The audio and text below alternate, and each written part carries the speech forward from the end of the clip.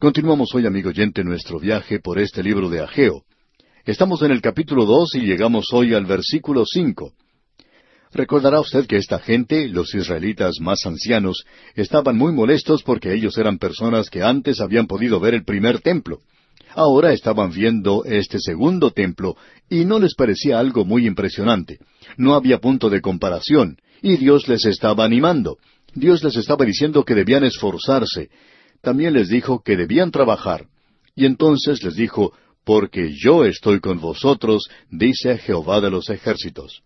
Y luego en el versículo 5 continúa hablando del mismo tema y dice, según el pacto que hice con vosotros cuando salisteis de Egipto, así mi espíritu estará en medio de vosotros, no temáis. Es decir que la gloria Shekinah se había apartado durante la época del primer templo. Hicimos la sugerencia en nuestro programa anterior que podría haber ocurrido durante el reinado de Manasés.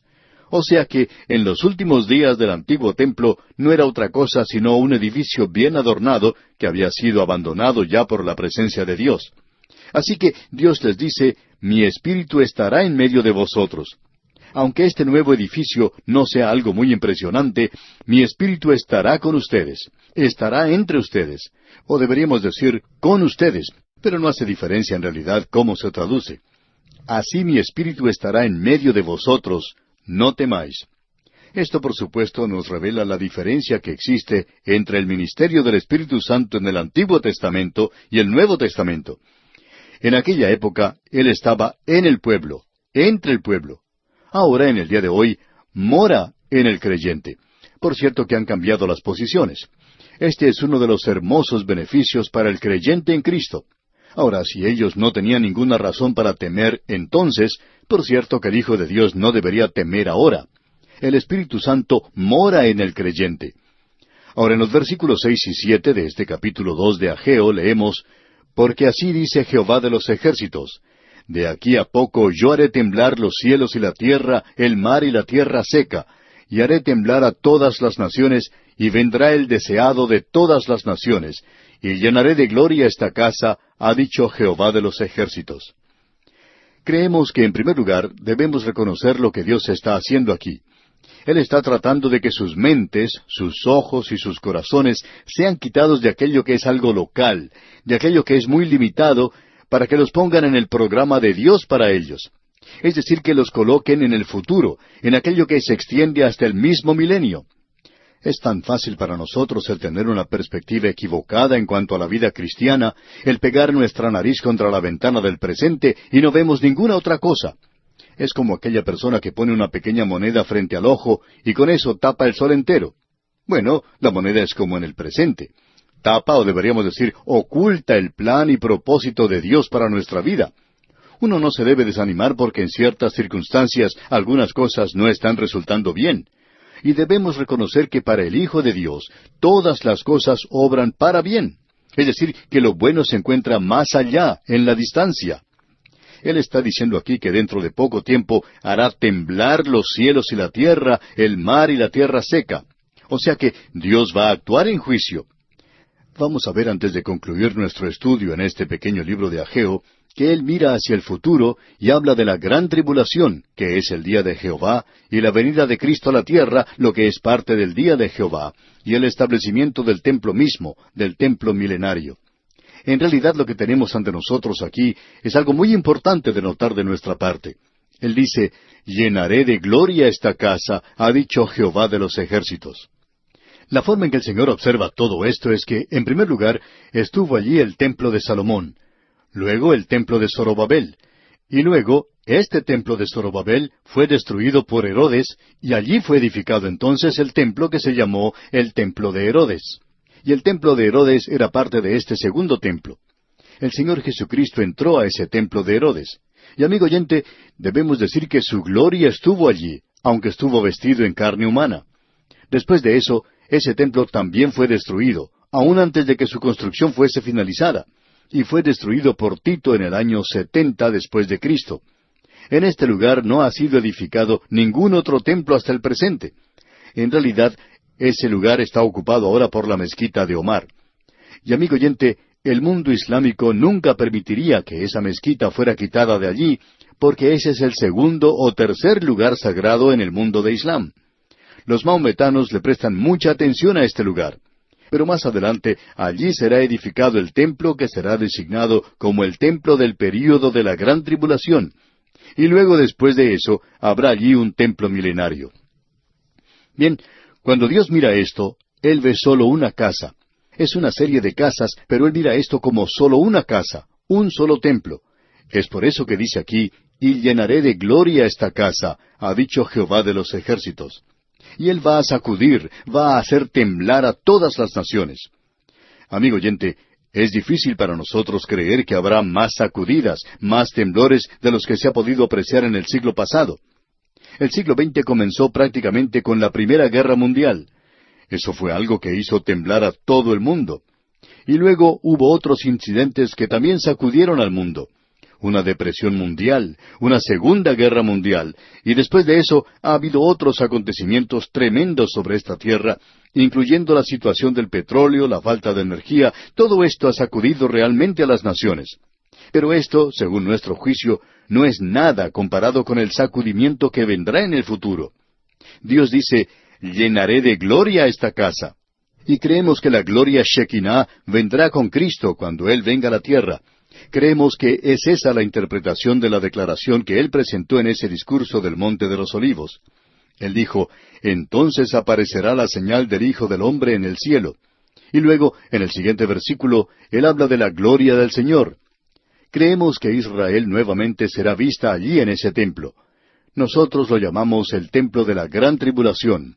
Pero amigo oyente, cuando Él venga y ocupe ese lugar, no será un templo de gran tribulación que esté en rebelión contra Él, con una imagen colocada allí por el anticristo, sino que Él mismo estará presente allí. Volviendo ahora a este libro de Ageo, en la primera parte del versículo 7 leemos, y haré temblar a todas las naciones, y vendrá el deseado de todas las naciones.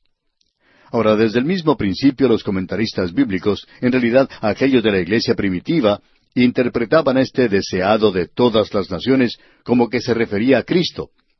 Ahora, hablando honradamente, amigo oyente, eso nos molestaba a nosotros un poco desde el mismo comienzo, porque nunca podíamos pensar que Cristo era el deseado de todas las naciones. Reconocemos que hay aquellos que miran la venida de Cristo y que tratan de decir que es la esperanza y el deseo de todas las naciones por un libertador. Y eso puede ser cierto, que el mundo quisiera tener un libertador, pero ¿a quién van a aceptar ellos cuando Él venga? Será el anticristo. El anticristo, el Mesías de este mundo, el Salvador de este mundo, y le aceptarán a Él cuando venga. Y no creemos que estén esperando al Señor Jesucristo. Creemos que este pasaje presenta de una manera muy clara a quién se está refiriendo. Pensamos que si uno continúa leyendo, y esa es la dificultad que creemos hay en la interpretación, es muy fácil sacar un versículo de la Escritura fuera de su contexto y luego hacer decir lo contrario de lo que dice en realidad. Leamos juntos ahora los versículos 7 y 8 de este capítulo 2 de Ageo. Y haré temblar a todas las naciones, y vendrá el deseado de todas las naciones, y llenaré de gloria esta casa, ha dicho Jehová de los ejércitos. Mía es la plata, y mío es el oro, dice Jehová de los ejércitos. Ahora, ¿cuál es el deseado de todas las naciones? Bueno, es el oro y la plata. Hoy hay muchas naciones que han avanzado y han abandonado el patrón del oro. Y en el momento en que lo hicieron, eso sacudió el cimiento económico del mundo entero. ¿Por qué? Porque todavía existe un deseo por el oro y la plata. Cuando el primer templo fue edificado, se utilizó en su construcción de 5 a 20 millones de dólares en metales preciosos de oro y plata y joyas. Y cuando uno lee el relato allá en el libro de Reyes y en el libro de Crónicas, se da cuenta que Salomón había acaparado el mercado del oro en aquel día. Y en el día de hoy, el oro está esparcido por todas partes. Todas las naciones quieren un poco de oro, y ninguna quiere separarse del oro. Y parece que no hay una nación que tenga demasiado oro. Ese es el deseo de todas las naciones. Y Salomón tenía oro, y fue utilizado para decorar el primer templo.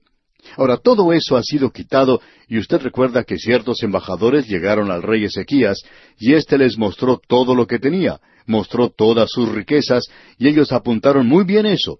Y cuando regresaron, le informaron a Nabucodonosor dónde estaba el oro. Allí se encontraba. Ezequías tenía la mayor parte de eso. Esa fue la razón por la cual Nabucodonosor estaba ansioso de visitar ese lugar. le permitió a él obtener el oro y luego fue llevado por ellos a Babilonia. Ahora, cuando ellos reedificaron el templo de Zorobabel, no había oro para colocar en este lugar, ni tampoco había plata. Y esa es la razón por la cual algunos de ellos estaban quejándose. Muchos de ellos habían visto este primer templo y lloraban ahora por el contraste que podían notar, ya que este templo parecía no tener mucho en realidad. No era nada comparado con el otro. Alguien escribió un hermoso poema en cuanto a esto, y creemos que probablemente este sea el lugar apropiado para compartirlo con usted. Usted recuerda cuando levantaron este templo y ellos tuvieron ese día de fiesta, la gente comenzó a clamar. Los jóvenes se regocijaban, pero los ancianos que habían visto el primer templo comenzaron a llorar. Bien, aquí tenemos este poema. Entre gritos de gozo y de dolor se establecen los cimientos, sobre los cuales se basan las esperanzas de los exilados. Los enemigos traman, y el valor del rey remontó su trono contra la iniciativa formada, y ahora una apatía egoísta invade todos los corazones. El pulso se debilita, la voluntad desvanecida, levantan sus propias casas, y permiten que la casa de Dios continúe asolada. Se detiene de los cielos sobre la tierra la lluvia, de una corte suprema llega el mensajero con tosco mensaje de divino significado. Meditad sobre vuestros caminos, esforzaos y trabajad. La gloria postrera de esta casa será mayor que la primera. Él tocó su conciencia, sus espíritus despertó, para activar sus manos en la labor, preparados una vez más para la lucha. De modo que a esta gente se le dice que habrá una gloria mayor que la del oro y de la plata, y Dios dice que en los días postreros uno puede estar seguro de una cosa, que el templo volverá a ser decorado en manera maravillosa, porque habla y dice aquí en el versículo 9 de este capítulo 2 de Ageo, la gloria postrera de esta casa será mayor que la primera, ha dicho Jehová de los ejércitos, y daré paz en este lugar, dice Jehová de los ejércitos. Ahora, permítanos, amigo oyente, cambiar algunas cosas aquí para que puedan ser bien comprendidas. En primer lugar, mía es la plata y mío es el oro. Habrá abundancia de esto para adornar la casa de Dios, y creemos que el templo milenario va a ser algo verdaderamente hermoso. Él no está hablando aquí de la gloria de la casa postrera, sino que habla de la gloria postrera de esta casa. Lo que quiere decir que Él mira esta serie de casas como una sola, y que ese templo milenario, la gloria postrera de esta casa, será mayor que la anterior, y será superior a la de Salomón. Por cierto que será mucho más superior a la que ellos estaban edificando. Y luego dice, y daré paz en este lugar, dice Jehová de los ejércitos. Cuando los turistas tienen la oportunidad de visitar la ciudad de Jerusalén, es casi obligación que vayan a la zona o al lugar del templo. Y pueden verlo muchísimas veces. ¿Y sabe por qué, amigo oyente? Porque allí se logrará lo que las Naciones Unidas han estado tratando de hacer, lo que trataron de hacer la Liga de las Naciones. Esto va a traer paz sobre la tierra cuando el Señor Jesucristo venga a la tierra. Sus pies descansarán sobre el monte de los olivos, y cuando Él entre al lugar del templo, entonces la paz vendrá a esta tierra, porque Él es el príncipe de paz, y esa será la paz que Él traerá en esa ocasión. De modo que la paz de la cual está hablando aquí significa finalmente eso. Creemos que ese es el significado de esto, porque cuando Él vino por primera vez, Él vino trayendo paz a los hombres de buena voluntad, es decir, a los hombres que estaban teniendo una relación correcta con Dios, que conocen que sus pecados son perdonados, como lo dice el apóstol Pablo en su epístola a los Romanos, capítulo 5, versículo 1. Dice, justificados pues por la fe, tenemos paz para con Dios por medio de nuestro Señor Jesucristo. Y luego hay esa paz para el corazón del creyente, la paz que sobrepasa todo entendimiento. Él vino la primera vez para traernos esa clase de paz. Pero Él vendrá otra vez para traer paz mundial, la clase de paz que este mundo desea y que no puede obtener en el presente. De modo que lo que tenemos aquí, lo deseado de todas las naciones, no es Cristo. Es decir, son los tesoros de todas las naciones, y lo que ocurrirá es que ellos van a ser llevados en aquel día al edificio del templo milenario. Por tanto, esto mira hacia el futuro, a los días finales, cuando el reino milenario sea establecido en la tierra. Por tanto, ellos debían mirar a ese templo presente con la perspectiva del propósito final de Dios. Y así es como nosotros deberíamos mirar y contemplar las circunstancias presentes, mis circunstancias y sus circunstancias, amigo oyente. Debemos observarlas a la luz de la eternidad, observarlas a la luz de los propósitos de Dios para usted y para mí. Si Dios es por nosotros, ¿quién contra nosotros, amigo oyente? No dejemos pues que las circunstancias presentes nos apabullen. No debemos dejar que eso sea superior a nosotros. Ahora, cuando Ageo dice aquí en el versículo 8, mía es la plata y mío es el oro, eso aclara que él está hablando de tesoros materiales. Y él no está hablando de Cristo como si fuera el deseo de todas las naciones, sino de la gloria postrera de la casa. Y esa será la gloria cuando Cristo entre en ella. O sea que Dios mira a esta serie de templos como a una sola casa. Ah, amigo oyente, que usted y yo podamos ver las circunstancias así de esa manera. Pensamos en ese predicador escocés que presentó su renuncia al final del año, y los ancianos le preguntaron por qué. Y él contestó, bueno, no hemos tenido muchas conversiones este año, solamente la de ese pequeñito Bobby Moffett. Y amigo oyente, este predicador no podía ver que ese Bobby Moffett fue una de las obras más grandes que el hombre pudiera haber hecho. Porque ese pequeñito Bobby Moffett no fue otro sino Roberto Moffett, ese gran misionero al África que probablemente hizo mucho más que David Livingstone en abrir el África a las misiones cristianas. Y ese predicador no pudo ver eso a la luz del futuro. Usted y yo, amigo oyente, necesitamos ver eso, necesitamos reconocer eso, necesitamos ver las cosas a la luz del plan y propósito de Dios para nuestra vida. Bien, amigo oyente, vamos a detenernos aquí por hoy.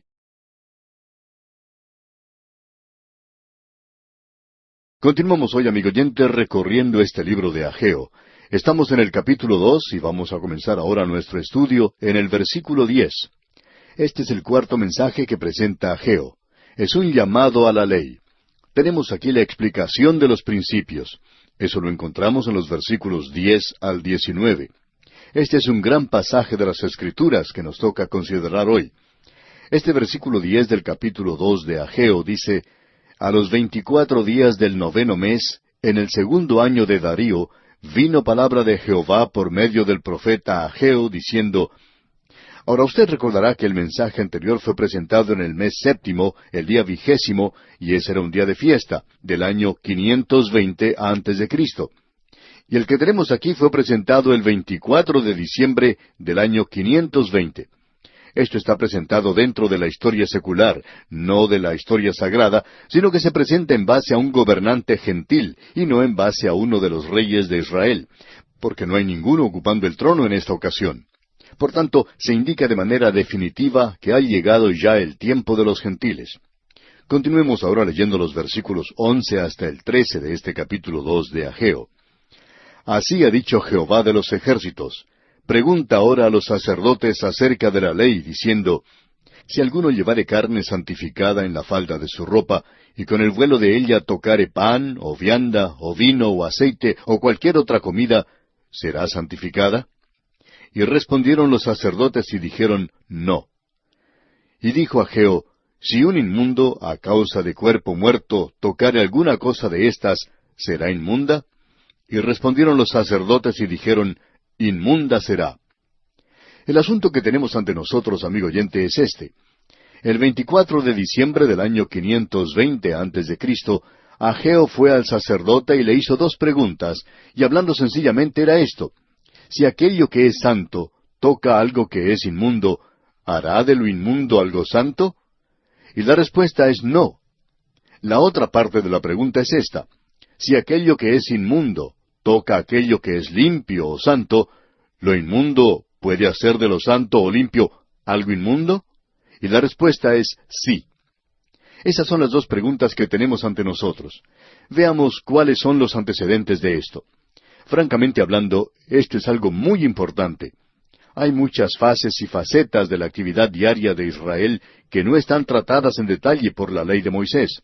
Es decir, que hay ciertas situaciones complicadas, como hay ciertos problemas bastante difíciles que se presentaban en la vida diaria y que se volvían más complejos porque no había nada expresado o presentado en forma específica en la ley que pudiera tratar este asunto. Y la cuestión era esta: ¿cómo funcionaba Israel bajo la ley cuando no había ninguna ley específica que gobernara cierta situación? La respuesta se presenta en la palabra de Dios. Aún antes de que muriera Moisés hubo un caso que explica esto. No vamos a buscarlo, pero usted luego lo puede encontrar allá en el capítulo 27 de Números. Y allí se habla de las hijas de Zelofead. La ley de Moisés decía que cuando un hombre moría, su hijo heredaba sus posesiones. Pues bien, allí no decía nada en cuanto a las hijas. Usted se da cuenta que hacía falta un movimiento de liberación de la mujer allí. Y este hombre, Zelofead, no tenía ningún hijo, pero tenía una casa llena de mujeres. Él tenía muchas hijas, como para llenar un dormitorio. Ahora, cuando él murió, no había nada en la ley de Moisés en cuanto a este caso, así es que las hijas de Zelofead comenzaron un movimiento de liberación femenino allí mismo. Se presentaron ante Moisés y le dijeron, «Mire, ¿qué le parece eso? La ley dice que los hijos deben heredar, y nuestro padre no tuvo ningún hijo. Nosotras somos mujeres. ¿Qué nos dice en cuanto a eso?» Y Moisés respondió, «Bueno, tengo que consultar esto con el Señor». Y como usted puede ver, amigo oyente, Moisés no demostraba demasiado entusiasmo en cuanto a este movimiento de liberación de la mujer. Así es que fue y consultó con el Señor. Es muy interesante notar que el Señor estaba del lado de las muchachas. Usted puede apreciar que Él reconocía los derechos iguales para la mujer.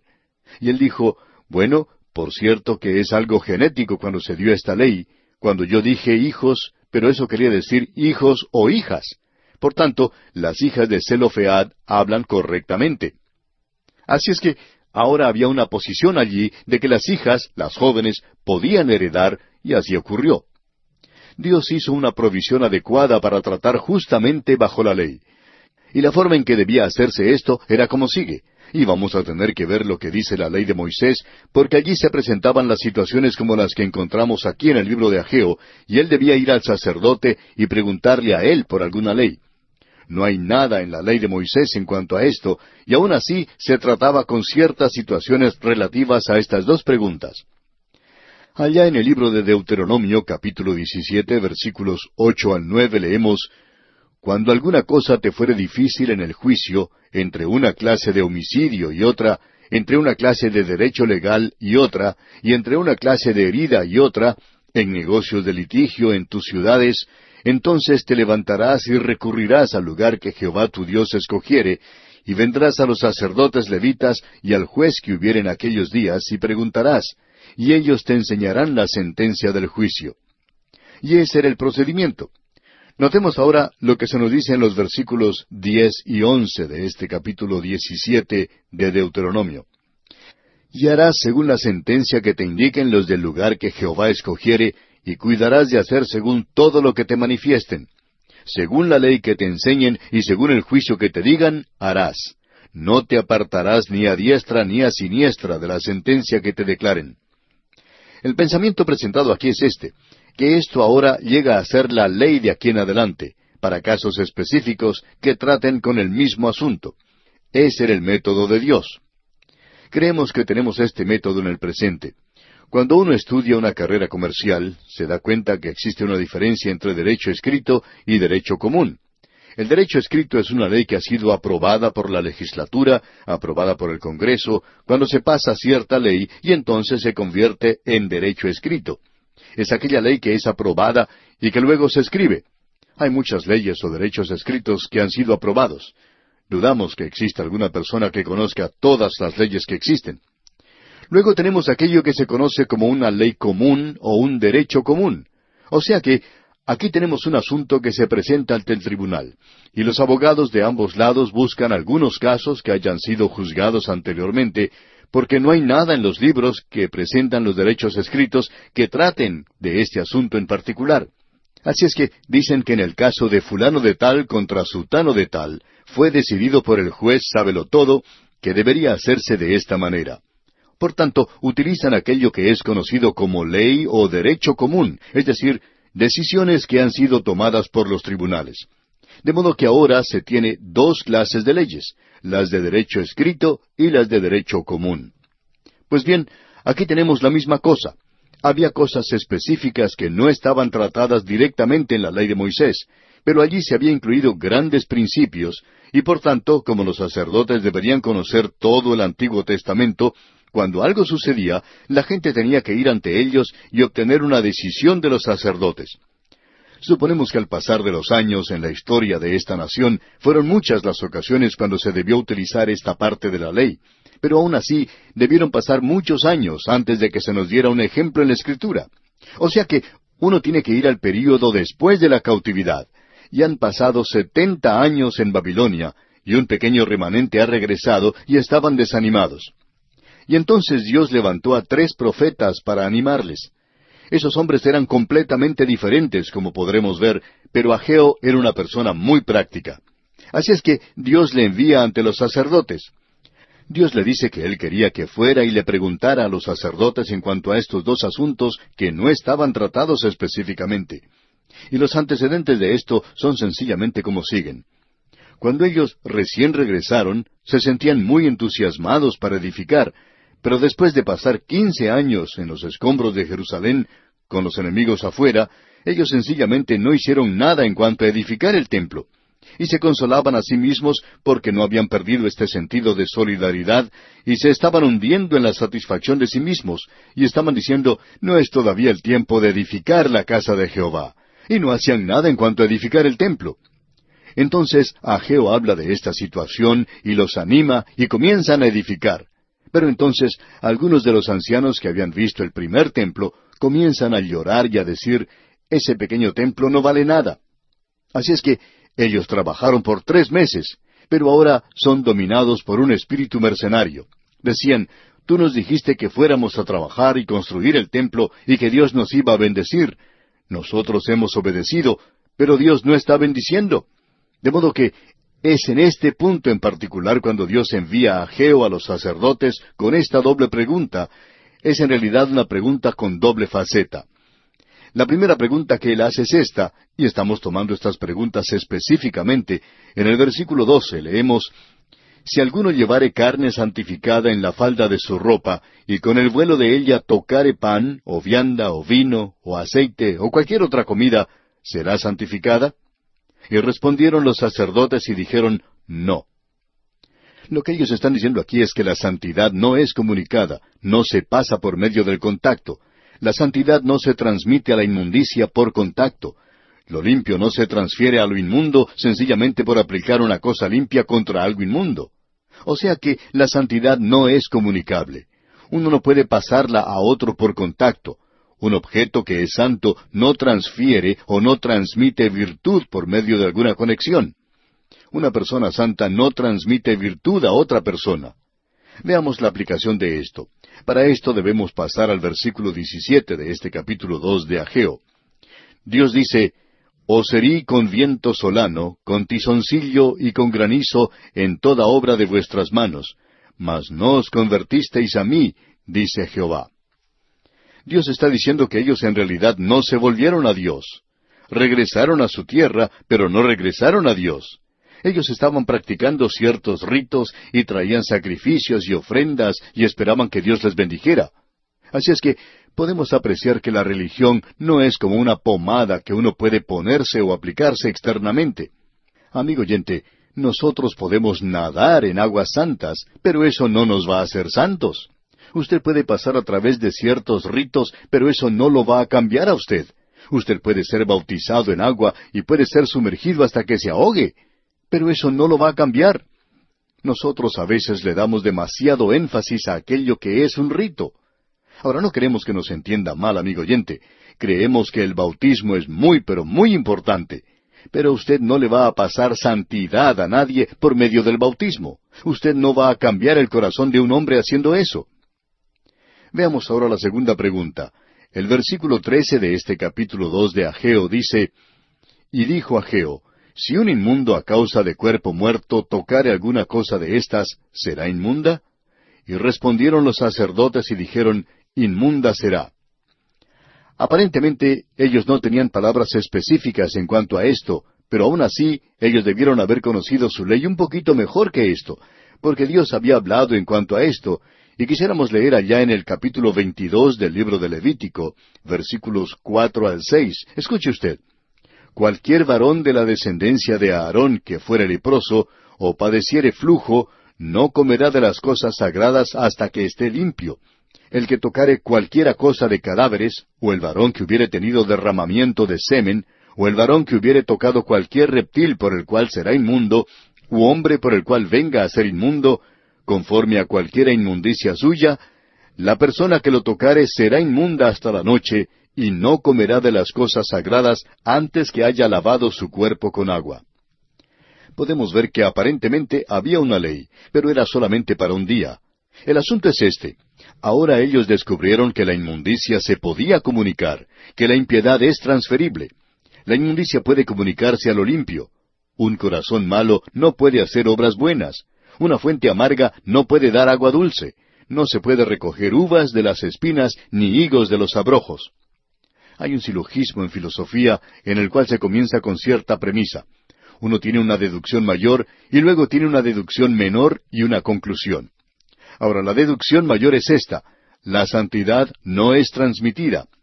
La deducción menor es: la inmundicia es transmitida. Ahora, ¿cuál es entonces la deducción de todo esto? Cuando lo santo y lo inmundo entran en contacto, ¿qué sucede? Bueno, ambos quedan inmundos. En el capítulo 3, versículo 12 de la Epístola Universal de Santiago leemos: Hermanos míos, ¿puede acaso la higuera producir aceitunas o la vid higos? Así también ninguna fuente puede dar agua salada y dulce. Un acto, un rito, una ceremonia no cambia el corazón del hombre, porque cuál es su pensamiento en su corazón, tal es él, o sea, tal es el hombre. Una buena obra queda en realidad manchada cuando la hace un corazón malo. Ahora, esta es una ley ceremonial, pero amigo oyente, puede aplicarse a cualquier aspecto de la vida de la misma manera en que la ley de gravedad es universal. Permítanos mencionar algo aquí al terminar nuestro programa hoy. Vamos a tener que detenernos dentro de algunos instantes. En el mundo físico, o sea, en el mundo material, uno puede ir a un laboratorio químico y puede tomar dos cubetas, una de ellas llena de agua limpia, la otra llena con el agua más sucia e inmunda que uno puede encontrar. Y entonces uno puede echar un poco del agua limpia dentro de la cubeta del agua inmunda, y uno puede preguntarse: ¿cuánto del agua limpia tenemos que echar dentro del agua sucia para limpiarla? Bueno, esta nunca llegará a ser limpia por este método, por este proceso de agregarle agua limpia sobre esa que es sucia e inmunda. Pero si uno pone una gota de esa agua inmunda en el agua limpia, la hace inmunda inmediatamente. Así ocurre en el mundo material. Ahora observemos lo que puede ocurrir en el ambiente de la medicina. ¿Cómo enferma uno de sarampión? ¿Cómo lo cura? ¿Toma acaso a algún muchachito que no tenga la enfermedad y la frota contra otro que tenga sarampión? ¿Lo va a curar de esa manera? No, amigo oyente. Usted sabe muy bien lo que va a suceder. Ese muchachito que antes no tenía el sarampión, lo va a tener ahora y en buena forma. Bueno, eso ocurre también en la esfera moral.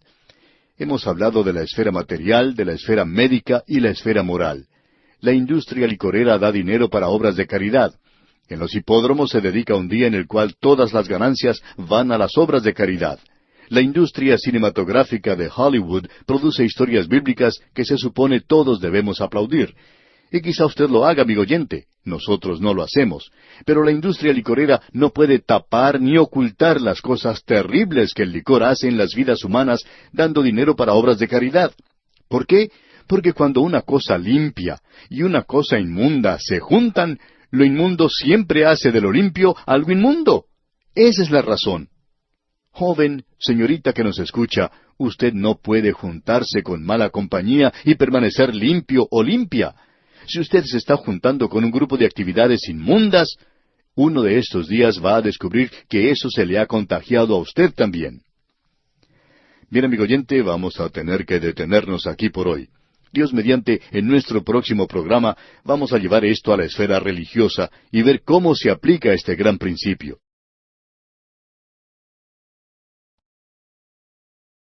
Al continuar hoy nuestro estudio en este libro de Ageo, vamos a considerar el último, el cuarto de los mensajes que Ageo pronunció, y usted recordará que lo hizo el 24 de diciembre del año 520 antes de Cristo. Él se presentó ante los sacerdotes para hacerles una pregunta en cuanto a una ley, no en cuanto a toda la ley, sino en cuanto a una ley en particular. Como ya hemos sugerido, la ley de Moisés no cubría todos los detalles que se consideraban respecto a la vida de Israel. Cuando se presentaba algún asunto que no estaba tratado en la ley, ellos debían ir a consultar a los sacerdotes. Eso lo vimos allá en Deuteronomio capítulo 17, versículos 8 al 11. Allí Dios dice que cuando un asunto era demasiado difícil, que ellos debían llevarlo a los sacerdotes. Así es que Ageo va ante los sacerdotes y les hace dos preguntas. Estas dos preguntas eran sencillamente lo siguiente. Cuando algo santificado toca algo inmundo, ¿es santificado lo inmundo? Y la respuesta es no. La santidad no se comunica así. Pero supongamos que lo santificado o limpio toca algo inmundo. ¿Llegará entonces a ser inmundo lo que es limpio? Y por supuesto que la respuesta es sí, que eso sí ocurrirá. De modo que uno puede decir que la deducción exacta de esto es que la santidad no se comunica, pero que la injusticia sí puede ser comunicada. Por tanto, cuando algo santo y algo inmundo se tocan o entran en contacto, entonces ambas cosas son inmundas. Y ya hemos visto que eso resultaba así en cualquier aspecto de la vida. Eso era entonces lo que sucedía en el aspecto físico, en lo material. Uno puede tomar dos probetas de ensayo, como indicamos en nuestro programa anterior, una de ellas con agua limpia, la otra con un poco de tinta negra en el agua, lo cual por supuesto la tiñe de negro. Y luego uno puede echar agua limpia en la probeta que tiene la tinta, y el agua limpia nunca va a hacer que el agua teñida se vuelva limpia. Lo santo nunca puede hacer aquello que es inmundo, santo, por solamente el contacto. Pero si uno coloca una gota de esa tinta negra en el agua limpia, cambiará todo completamente. Y así es como sucede. Y eso ocurre no solamente en el aspecto material, sino también en el mundo de la medicina. Cuando Juanito tiene sarampión, uno no lleva junto a él a un niño que no tenga la enfermedad y que pueda tocar a Juanito, porque si eso sucede, Juanito no se va a curar, pero por cierto que el otro niño sí va a contraer sarampión también. Y eso ocurre también en el reino o en el aspecto moral. Uno no puede tratar con aquello que es sucio e inmundo y esperar salir limpio. Si usted va a jugar con barro, amigo oyente, pues se va a ensuciar, porque esta ley que hemos mencionado obra así. Y llegamos ahora al aspecto religioso. Y esto también obra en el aspecto religioso. Este es un gran principio que necesitamos reconocer, porque hay muchas personas que piensan que la religión es un mito. Si uno hace esto o aquello de una forma u otra, eso hace de uno una persona aceptable ante Dios porque ha pasado a través de una ceremonia.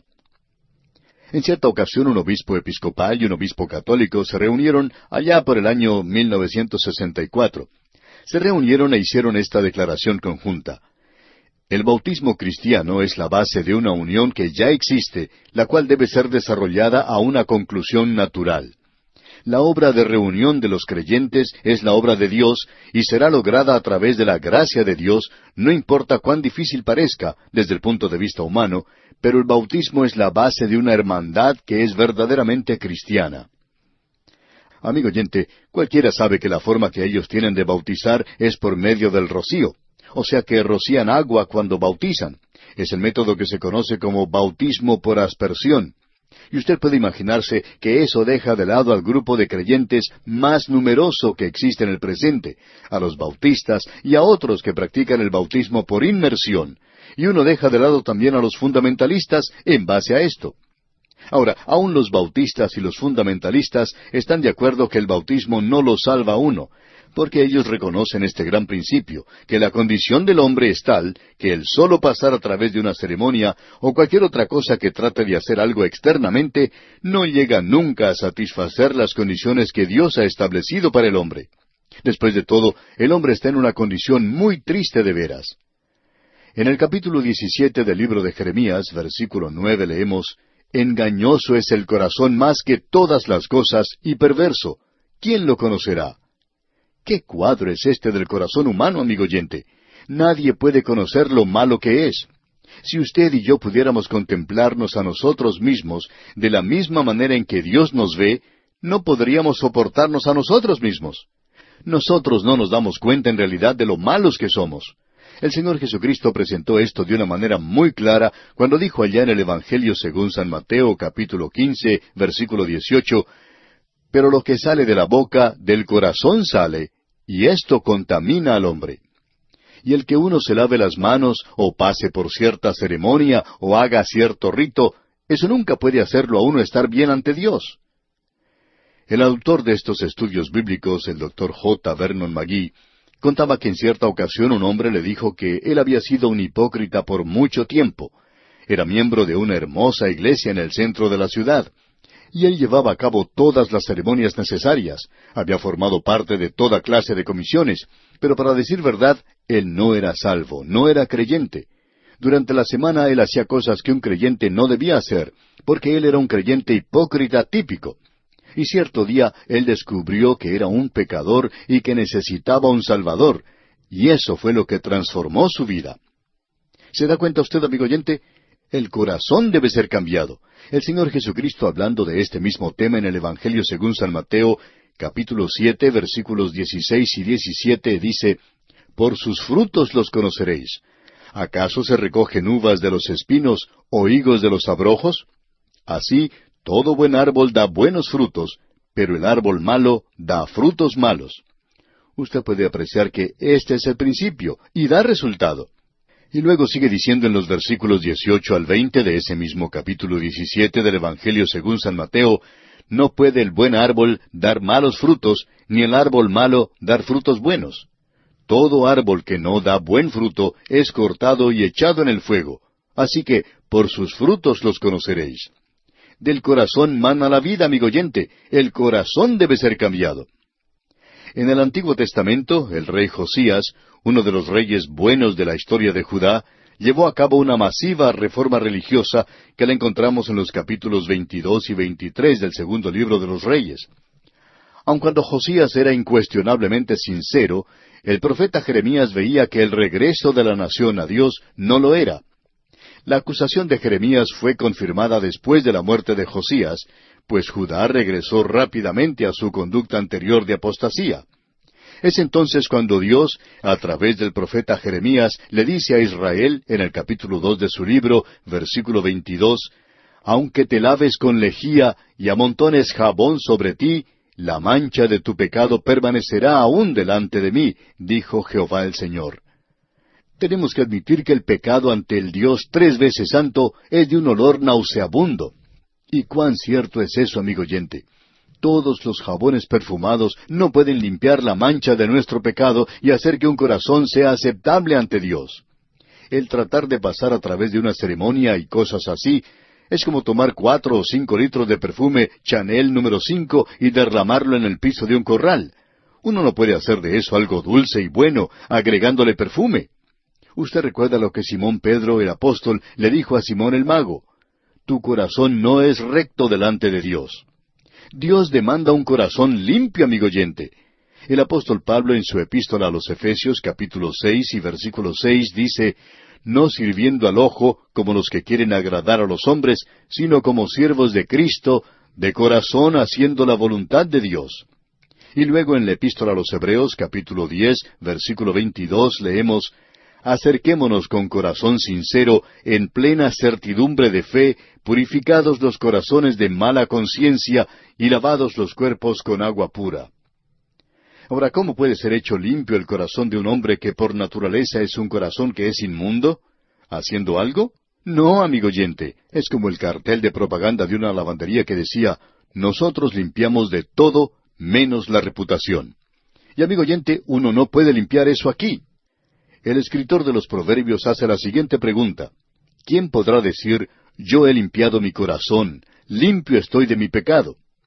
Bueno, Dios tiene una cosa, Dios tiene una receta. Él dice allá en Isaías capítulo 1 versículo 18, «Venid luego, dice Jehová, y estemos a cuenta. Si vuestros pecados fueren como la grana, como la nieve serán emblanquecidos. Si fueren rojos como el carmesí, vendrán a ser como blanca lana». Y el apóstol Pedro escribió en su primera epístola, capítulo 1, versículos 18 y 19, «Sabiendo que fuisteis rescatados de vuestra vana manera de vivir, la cual recibisteis de vuestros padres, no con cosas corruptibles, como oro o plata, sino con la sangre preciosa de Cristo, como de un cordero sin mancha y sin contaminación». Ahora, ¿qué puede lavar mi pecado? Solo de Jesús la sangre. Amigo oyente, aquí se nos declara uno de los grandes principios. Dios dice, la razón por la cual ustedes no han sido bendecidos es porque ustedes, que han estado acercándose a mí, lo han hecho con corazones y manos inmundas, y ustedes pensaban que si comenzaban a hacer algo, entonces eso iba a ser algo aceptable para mí. Y en el versículo 14 de este capítulo 2 de Ageo leemos, y respondió Ageo y dijo, Así es este pueblo y esta gente delante de mí, dice Jehová, y asimismo toda obra de sus manos y todo lo que aquí ofrecen es inmundo. ¿Por qué? Bueno, ellos pensaban que con un corazón inmundo podían hacer algo por Dios, y de eso iba a resultar que todo estuviera bien. Pues no era así. Eso solo quería decir que lo que ellos hacían era inmundo. Esa es la razón por la cual una persona incrédula no puede hacer nada que pueda ser aceptable para Dios. Y luego en el versículo 15 leemos, Ahora pues, meditad en vuestro corazón desde este día en adelante, antes que pongan piedra sobre piedra en el templo de Jehová. En otras palabras, Él les dice que desde este día en adelante yo los voy a bendecir, pero hasta ahora no he podido hacerlo. Y agrega en los versículos 16 y 17, Antes que sucediesen estas cosas, venían al montón de 20 efas y había 10. Venían al lagar para sacar 50 cántaros y había 20. Os herí con viento solano, con tizoncillo y con granizo en toda obra de vuestras manos. Mas no os convertisteis a mí, dice Jehová.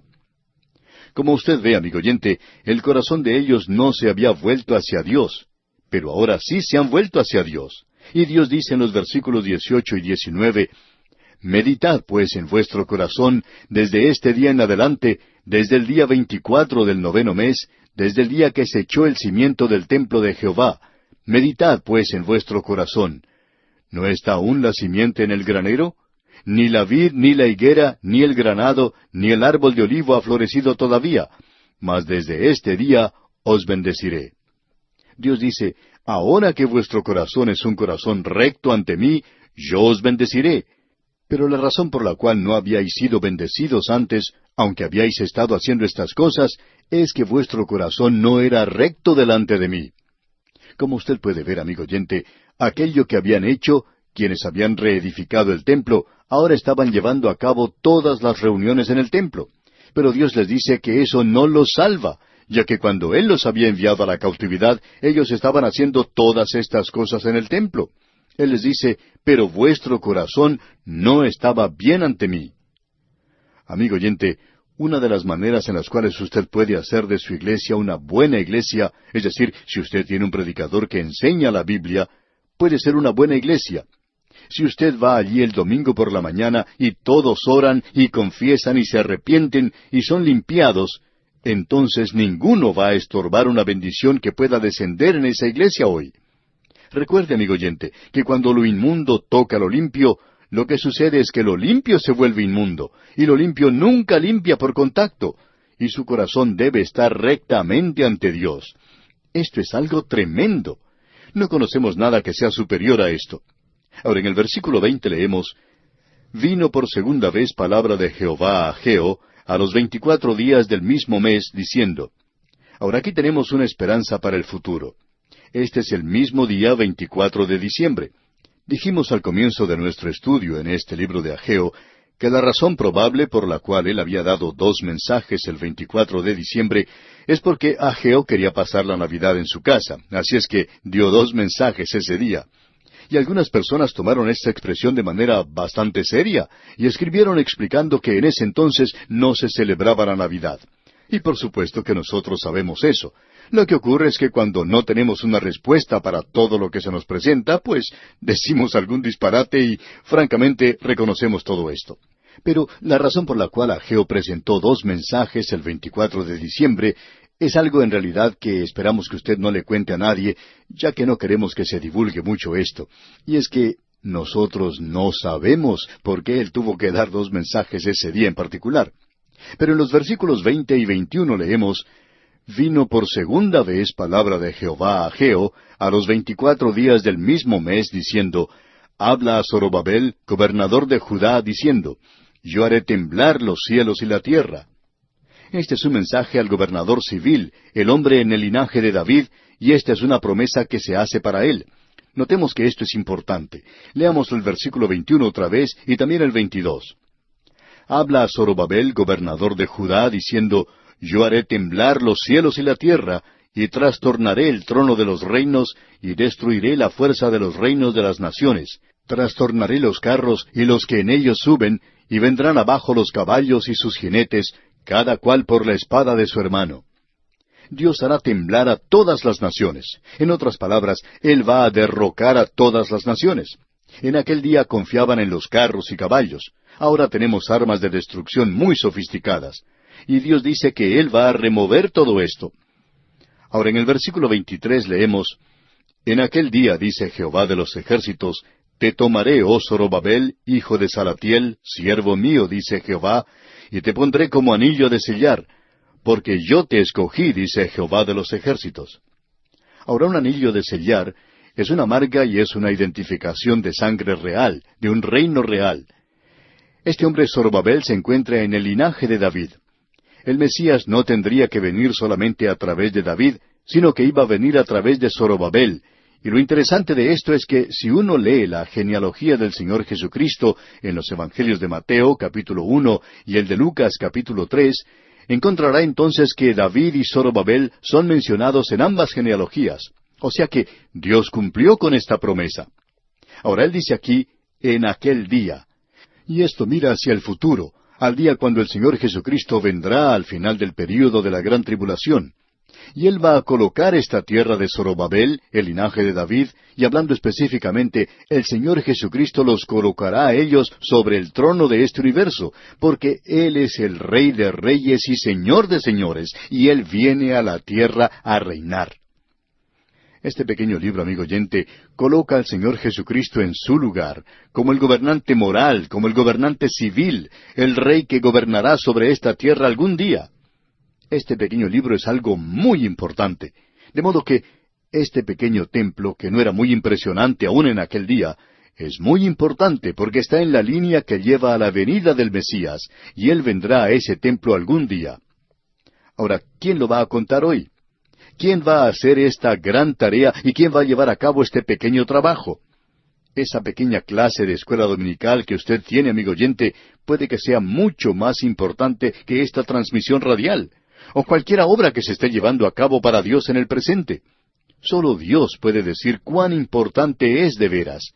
Debemos ser hallados fieles y debemos luego trabajar. Y bien, amigo oyente, en esta forma llegamos al final de nuestro estudio de este pequeño pero importante libro de Ageo. Esperamos que las lecciones que aquí hemos aprendido hayan sido de verdadera bendición para usted como lo han sido para nosotros.